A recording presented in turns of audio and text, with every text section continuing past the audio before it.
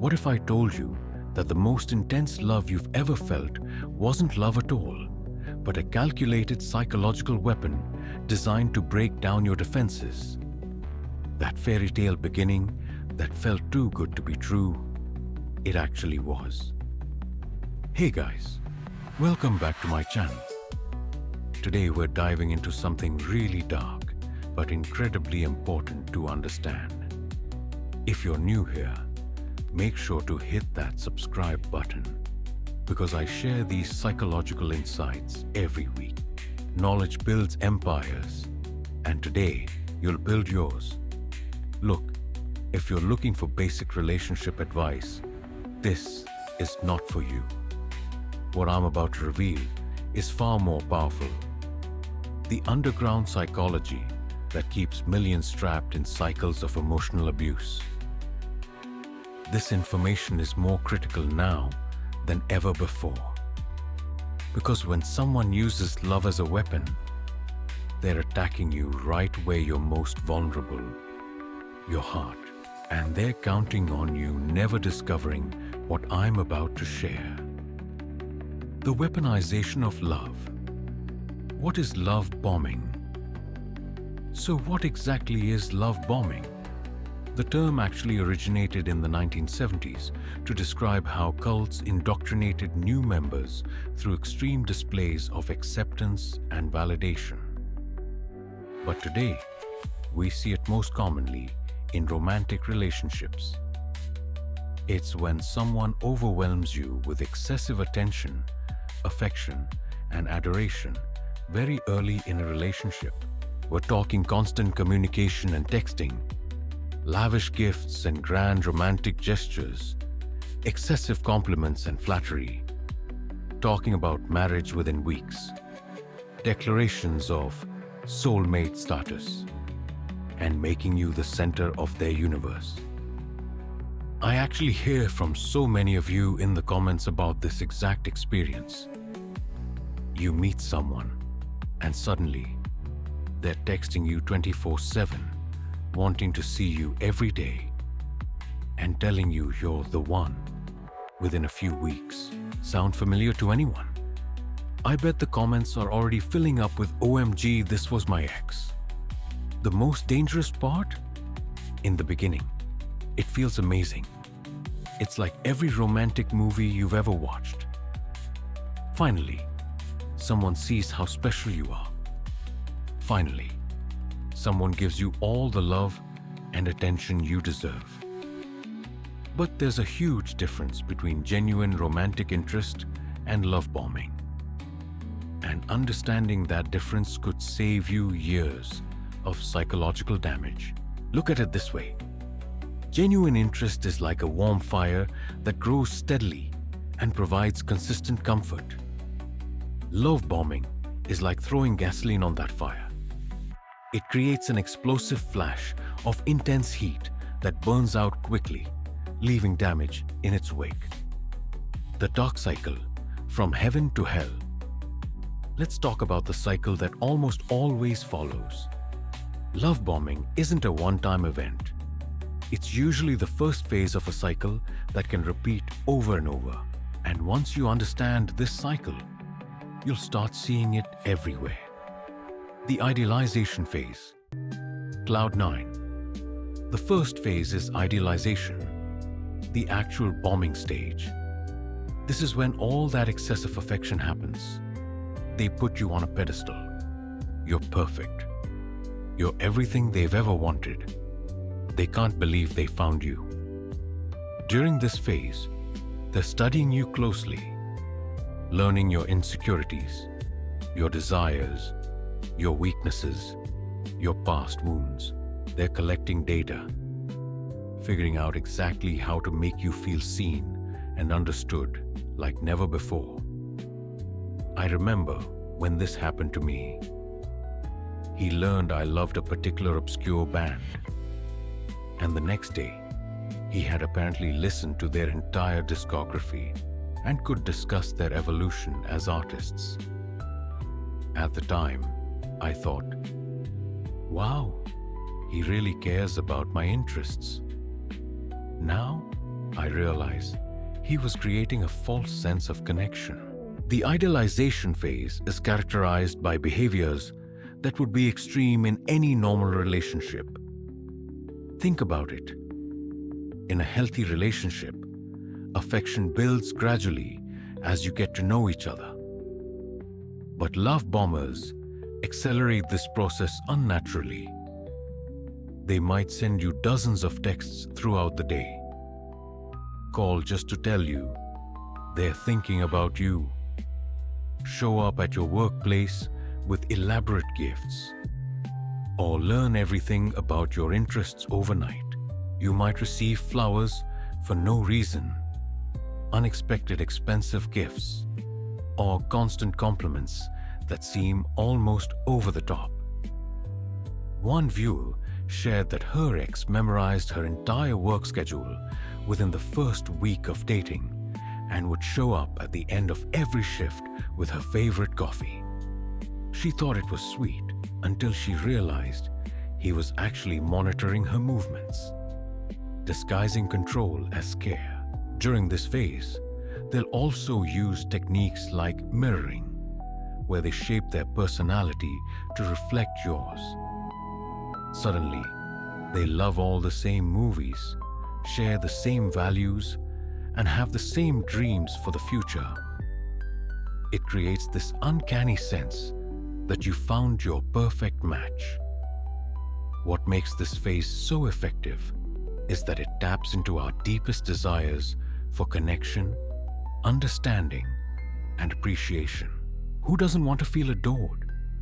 Who doesn't want someone to see their unique qualities and celebrate them? The love bomber knows this and weaponizes it. The devaluation phase. The painful fall, then comes the devaluation phase.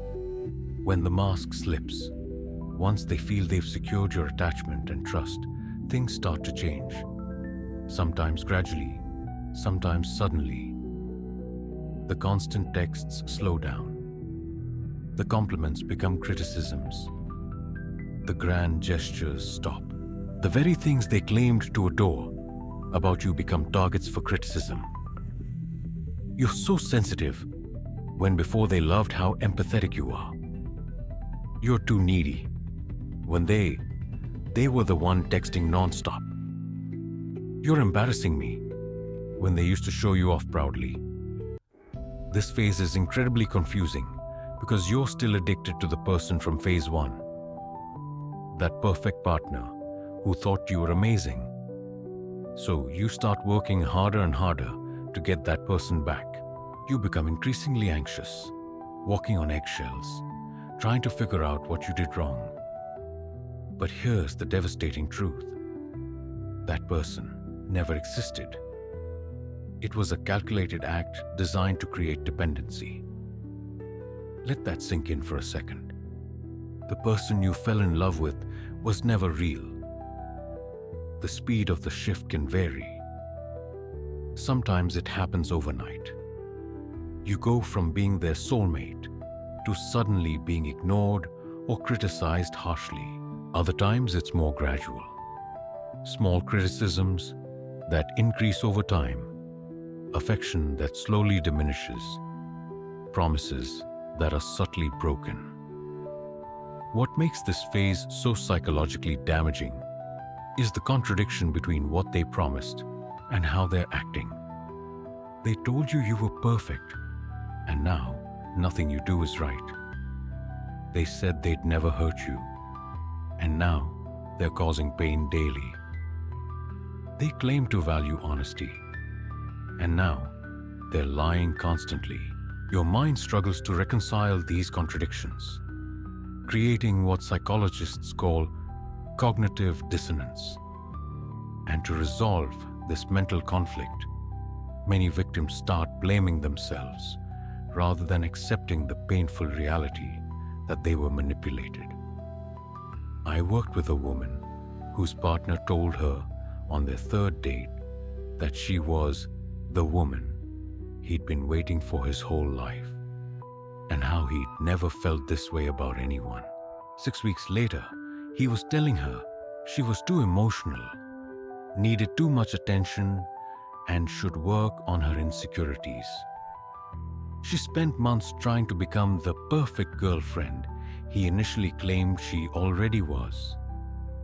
This phase is where the real psychological damage happens. Your sense of reality becomes distorted. Your self-esteem erodes. Your boundaries weaken. And all the while, the occasional moments of affection, strategically dispensed to keep you hooked, keep you hoping that the idealized version will return permanently if you just try hard enough. The discard or recycle phase, the final blow. Eventually, one of two things happens: the discard or the recycle. In the discard, they leave you, often for someone new, who they'll begin love bombing. This typically happens once they've extracted whatever they wanted from you: emotional supply, money, status, control, or when you start setting boundaries. The discard can be brutally cold, as if all the love they professed never existed. You might be blocked on social media, ghosted completely, or treated with sudden contempt. They might leave for someone else with no warning. Sometimes someone they've already been cultivating as your replacement. The emotional impact of the discard is devastating. After being told you're everything, you're suddenly nothing. The psychological whiplash can leave victims questioning their entire reality and worth. Or they go for the recycle.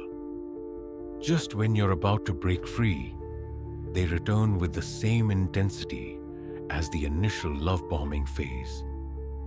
They apologize. They've changed. They've realized what they lost. And the cycle begins again. The recycle often includes hoovering, named after the vacuum cleaner, because they're trying to suck you back in. They might send heartfelt messages about how much they miss you, show up with grand gestures of apology, or claim they've been in therapy and have changed completely. This part of the cycle is particularly insidious because it plays on the hope that the person you initially fell for was real and is finally back. The relief and dopamine rush of having them return can be intoxicating, making it extremely difficult to resist. The most disturbing part: this cycle can repeat for years with the same person. The highs get higher, the lows get lower, and your sense of reality gets increasingly distorted. Each cycle further erodes your boundaries and sense of self, making it harder to leave each time. One man I worked with went through this cycle with his partner 17 times over 7 years. Each discard was more devastating, and each return more euphoric, creating an addiction so powerful he compared it to heroin. Oh, and let me be clear, you're not stupid if this has happened to you. These tactics are extremely effective because they target fundamental human needs and vulnerabilities. This is the kind of psychological intelligence they don't want circulating freely. The psychological hooks. Why love bombing works.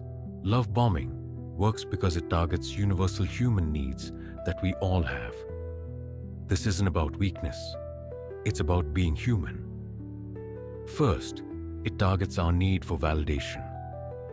We all want to feel special, valued, and appreciated.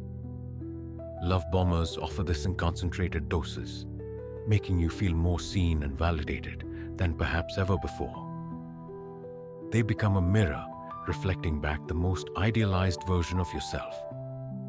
A reflection so beautiful, it's hard to look away from. Second, it exploits our desire for connection. Humans are wired for connection.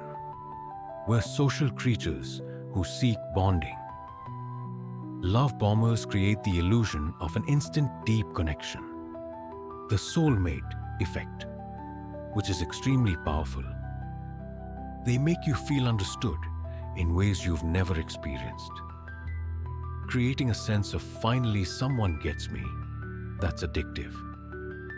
Third, it plays on our longing for certainty. In the uncertain world of dating, with ghosting, situationships, and mixed signals, love bombers offer certainty. They're all in, no games, completely certain about you. This is incredibly attractive in today's dating culture, where commitment often feels elusive. And finally, it fulfills our dream of being chosen. There's something deeply appealing about someone choosing you decisively, pursuing you passionately, and making you feel like you're the only person in the world for them. It satisfies a primal desire to be selected, valued, and fought for. According to research, about 60% of people who experience manipulative relationships report that the initial intensity was the main thing that drew them in. That's more than half of victims saying they were effectively love-bombed. Let me ask you something. Drop a comment below if you've experienced this, and tell me which of these hooks was strongest for you. Was it the validation, the connection, the certainty? Understanding our individual vulnerabilities helps us protect them better in the future.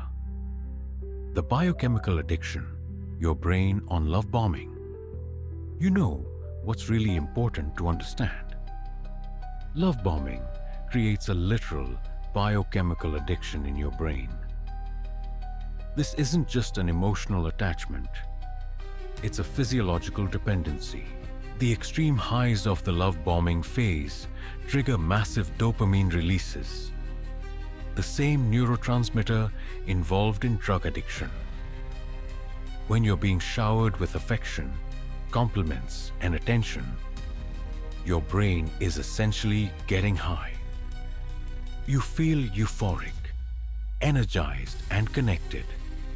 Then, during the devaluation phase, those levels crash, leaving you craving the high again. This creates a desperate need to get back to the idealization phase, to experience that rush again. You become willing to tolerate increasingly poor treatment just to get occasional doses of the affection you once received constantly. Meanwhile, the intermittent reinforcement, those unpredictable rewards, is the exact same psychological mechanism that makes gambling so addictive. You never know when you'll get that emotional reward again. So you keep coming back, hoping this will be the time. This creates trauma bonds. Powerful attachments formed through cycles of abuse, interspersed with intermittent reinforcement. These bonds can be stronger than healthy attachments, which is why leaving these relationships is so difficult. I actually had physical withdrawal symptoms when I left my relationship, like actual shaking, nausea, couldn't eat for days. That's how powerful this is. It's not just emotional, it's physiological. Understanding this biochemical component is crucial because it helps explain why just leave is such unhelpful advice. You're not just leaving a bad relationship, you're breaking an addiction, and that requires specific strategies and support. Who is most vulnerable? While anyone can be targeted, love bombing tends to be particularly effective with people in certain circumstances or with specific backgrounds. If you're going through major life transitions or losses, you're more vulnerable. This includes recent breakups, moves to new cities, job changes, or loss of loved ones. During these transitions, we naturally seek connection and stability, making the love bomber's certainty particularly appealing. People with histories of neglect, abandonment, or inconsistent love may also be more susceptible. If you grew up with conditional love or emotional neglect, the love bomber's intense affection can feel like the unconditional love you've always craved. Empathetic, forgiving people who see the best in others are prime targets. Your compassion and ability to understand others' perspectives are beautiful qualities, but love bombers exploit them to keep you hooked even when they mistreat you. Those who have recently experienced heartbreak or rejection often have a heightened vulnerability after being hurt. The contrast of someone who seems completely certain about you is particularly intoxicating. People with unhealed attachment wounds from childhood may find that love bombing triggers deep-seated patterns. If you had to earn love through performance or people-pleasing as a child, you might unconsciously recreate these dynamics in adult relationships. Interestingly, those who are successful in other areas of life but struggling in relationships can be especially vulnerable. Your achievement orientation may make you approach relationships as another arena to succeed in, making you work harder when the relationship becomes difficult. People with strong nurturing tendencies or savior complexes may be drawn to love bombers who later reveal wounds you can help heal. Your natural desire to help becomes the very thing that keeps you trapped. I want to emphasize something really important. Being vulnerable to love bombing is not a character flaw. Often, the very qualities that make you a loving, compassionate person are the same ones that make you susceptible to this manipulation. Some of the strongest, smartest people I know have fallen for love bombing. This isn't about intelligence. It's about how deeply these tactics target our psychological wiring. Recognizing the difference. Real romance versus love bombing. So how can you tell the difference between genuine romantic interest and love bombing? This is probably the most important part of this video, so really pay attention. Red flags, the warning signs of love bombing. First, watch for unnatural speed in the relationship progression. Love bombers push for serious commitment extremely quickly, declaring love or soulmate status within days or weeks. They want to text or call constantly. All day, every day, they try to fast-track physical intimacy and emotional vulnerability. There's a huge difference between someone who's genuinely excited about you and someone who's rushing intimacy. Healthy relationships develop at a pace that allows both people to truly know each other, not just project fantasies onto each other. I had a viewer tell me her partner proposed after 3 weeks, claiming he just knew she was the one. 6 months into the marriage, it became clear he didn't know her at all.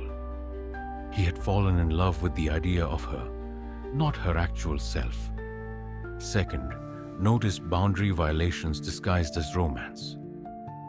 They show up uninvited as a surprise, get upset when you need space or time with others, push you to cancel other plans to be with them, and give gifts that make you uncomfortable with their extravagance. Love bombers often frame boundary crossings as proof of love. I just couldn't wait to see you. Sounds romantic, but can actually be controlling. I want to spend every moment with you. Seems adoring, but can be isolating. Real love respects your boundaries. It doesn't trample them in the name of passion. Third, be wary of the pedestal effect. They idealize you to an unrealistic degree, seem to have no complaints or see no flaws in you. make you feel too perfect rather than genuinely appreciated, and use excessive flattery rather than specific, earned compliments. Nobody is perfect, and someone who treats you like you are isn't seeing the real you. They're projecting an idealized image onto you. When reality inevitably breaks through, their disappointment can be devastating. Fourth, look out for future faking. They make grand promises about the future very early on. Talk about marriage, children, or living together within weeks. Plan elaborate future trips or events months in advance, and promise to solve all your problems or fulfill all your dreams. Future faking creates a false sense of security and investment in the relationship. It's easy to promise the world. It's harder to show up consistently day after day. Pay attention to whether their actions in the present align with their promises about the future. Finally, be alert to personality mirroring. They suddenly like everything you like. Their values seem to perfectly align with yours. They adopt your mannerisms, phrases, or interests and lack a stable sense of self apart from reflecting you.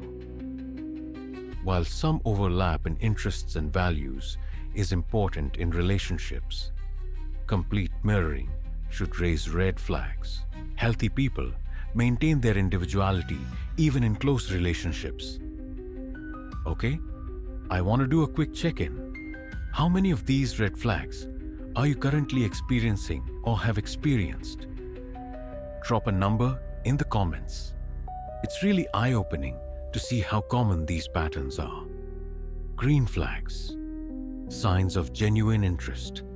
In contrast, genuine interest looks totally different. Let's talk about what healthy romantic interest actually looks like, because I think a lot of us have forgotten. Healthy interest shows respect for natural timing. They allow the relationship to unfold at a comfortable pace. Express interest clearly, but don't push for immediate commitment. Give you space to breathe and maintain your separate life. And understand that deep connection develops over time. Genuine partners respect your boundaries, asking before making plans or assumptions, reacting positively when you need personal space, encouraging your other relationships and interests, and giving gifts that are thoughtful rather than overwhelming. I remember a client sharing how her new partner asked if he could call her each evening rather than expecting constant communication. When she mentioned needing a weekend to herself, he responded with understanding rather than guilt-tripping. These simple boundary respects were healing after her previous experience with love bombing. Real romantic interest includes authentic appreciation, complimenting you specifically and meaningfully, appreciating your positive qualities while accepting your humanity, not placing you on an unrealistic pedestal, and offering praise that feels genuine rather than excessive. Healthy partners show consistent and reliable behavior. Their words and actions align. Their emotions and expressions seem proportionate and appropriate. They follow through on promises without grandiosity, and they are present in the relationship rather than constantly focused on the future. And importantly, genuine partners have a stable sense of self, their own well-established interests and values. They can respectfully disagree with you, maintain their own friendships and activities, and don't abandon their life to merge with you. The core difference is that genuine romance develops naturally, respects boundaries, allows for individuality, and grows deeper over time. Love bombing is engineered to create dependency, overwhelm boundaries, absorb your identity, and accelerate intimacy artificially. How to protect yourself from love bombing. So how do you protect yourself? First, establish what I call a pacing policy. Personal guidelines about how quickly you'll allow a relationship to progress. For example, no declarations of love before 3 months. No moving in together before 1 year. No meeting family until you've dated for at least 2 months. These aren't rigid rules, but they create a framework that helps you resist the pull of intensity. When you've decided in advance what pace feels healthy, you're less likely to get swept away by love bombing. I actually wrote these down after my experience and keep them as notes in my phone. When I meet someone new, I review them to keep myself grounded. It's like having a conversation with your wiser self before the love chemicals kick in and cloud your judgment. Second, maintain your support system. One of the first things love bombers do is isolate you from friends and family who might see through the manipulation. Make it a rule to maintain regular contact with friends and family. Continue activities and interests separate from your relationship. And pay attention if friends express concern about how quickly things are moving. This one is so important. Your friends will often see the red flags before you do, because they are not under the spell of all those love chemicals. Create a buddy system with a trusted friend where you check in regularly about new relationships and promise to listen if they express concerns. One viewer shared that her friends tried to warn her that her new boyfriend was love bombing her, but she dismissed their concerns as jealousy. 6 months later, in the depths of an abusive relationship, she wished she'd listened. Your support system is like a reality check when your perception gets distorted. Third, trust the timeline, not the intensity. Real love grows stronger with time and develops through shared experiences, challenges overcome together, and gradually increased intimacy. Be suspicious of intensity that hasn't earned its place through time. Remember that true compatibility is proven through various situations and challenges, and value consistency over grand gestures. Write this down. Time reveals truth. Intensity masks truth. Intense feelings aren't bad. They're just not the same as deep connection. It's easy to feel intensely about someone you don't really know. It's the sustained feeling that grows from genuine knowing that creates lasting love. Give the relationship time to reveal its true nature. Fourth, practice the pause when someone new comes into your life and seems perfect. Take deliberate pauses to check in with yourself. Journal about the relationship to watch for patterns. Notice if you feel anxious when they're not around, a sign addiction is forming. And consider how you would feel about the same behaviors if you weren't attracted to the person. These pauses are crucial because love bombing creates a sense of urgency and overwhelm. By deliberately stepping back, you create space to see more clearly. Try setting a specific time each week to reflect on the relationship's dynamics without the person present. And finally, beware the rush to vulnerability. While emotional intimacy is important, be cautious of relationships where extremely personal information is shared too quickly. Share personal information gradually. Notice if they use your vulnerabilities to create seeming connection. And be wary if they tell you extremely traumatic personal stories very early. This can be a manipulation tactic. Real intimacy builds gradually.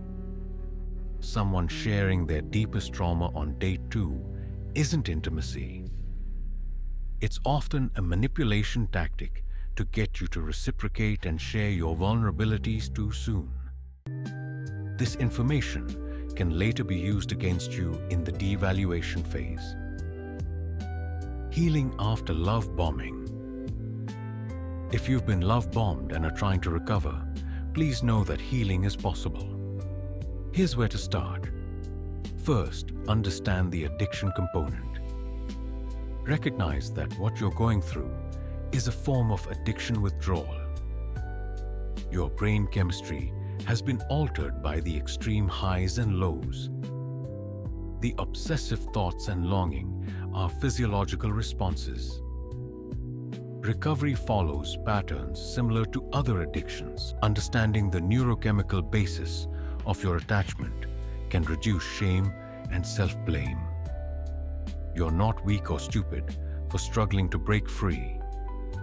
You're experiencing a genuine biochemical dependency that requires specific strategies to overcome. Second, no contact is crucial. It's usually the most important step in healing. Block their number, social media, and email. Ask friends not to give you updates about them. Prepare for withdrawal symptoms and have support ready.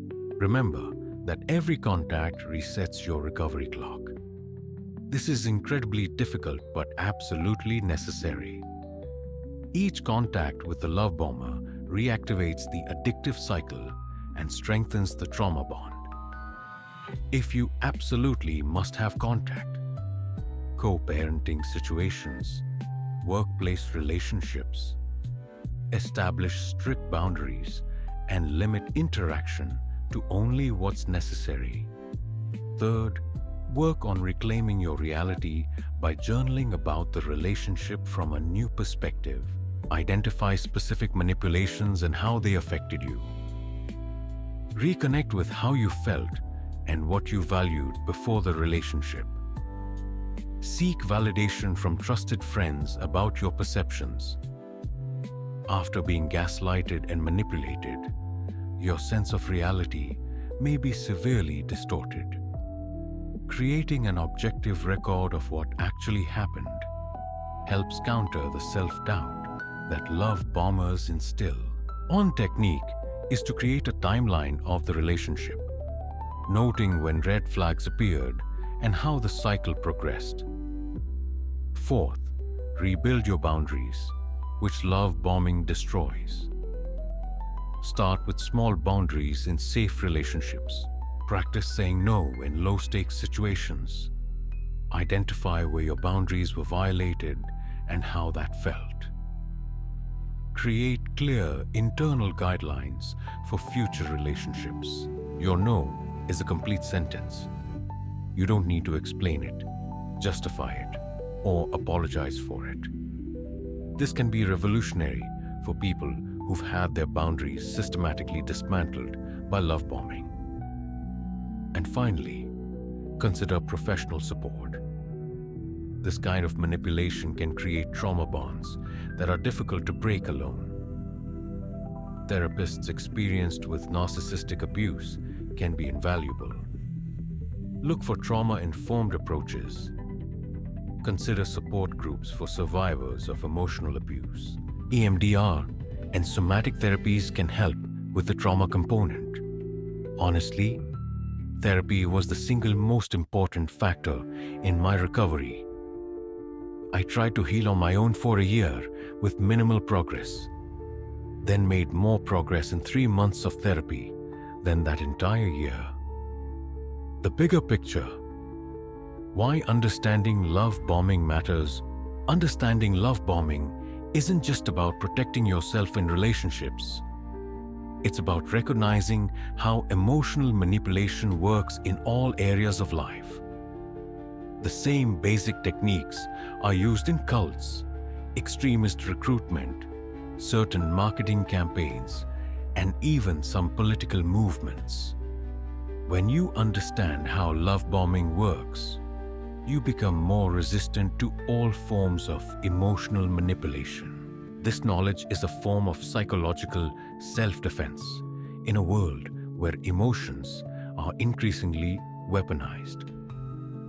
By learning to distinguish between genuine connection and manufactured intensity, you're protecting not just your heart, but your mind and your autonomy. Once you recognize these patterns in romantic relationships, you'll start noticing them in other contexts too. That salesperson creating artificial urgency, that spiritual leader demanding complete devotion, that brand creating elaborate love stories to sell products. They're all using similar psychological triggers. In many ways, learning about love bombing is about reclaiming your right to authentic connection, to relationships built on genuine knowing, mutual respect, and natural development rather than manufactured intensity and dependency. Final thoughts. Moving forward with wisdom. If you have experienced love bombing, please remember, you are not stupid for having been vulnerable to this tactic. Your capacity for love and trust is a strength, not a weakness. The intensity you experienced was not love, but a simulation of it. Real love respects boundaries, individuality, and natural timing. And you can heal from this and find authentic connection. Love bombing works because it mimics what we all truly want: to be seen, valued, and loved completely. The tragedy is that it uses that deep human need against us. But by understanding these tactics, you can protect yourself while still remaining open to genuine connection. The goal isn't to become cynical, but to become discerning, to develop an inner radar that can distinguish between real intimacy and manufactured intensity. One of the most beautiful outcomes of healing from love bombing is that you develop a deeper appreciation for authentic connection. When you've experienced the counterfeit version, the real thing becomes even more precious. Many survivors report that after recovery, they develop the most honest, deep, and fulfilling relationships of their lives. If this video resonated with you, please hit that like button and share it with someone who might need to hear it. And remember, your heart is too valuable to hand over to someone who sees it as a target rather than a treasure. And if you think this is powerful, wait until you see the next psychological defense technique I'll reveal in my upcoming video. So make sure you're subscribed and hit that notification bell so you don't miss it. This information is too valuable to lose to the algorithm. Thanks for watching, and I'll see you in the next video.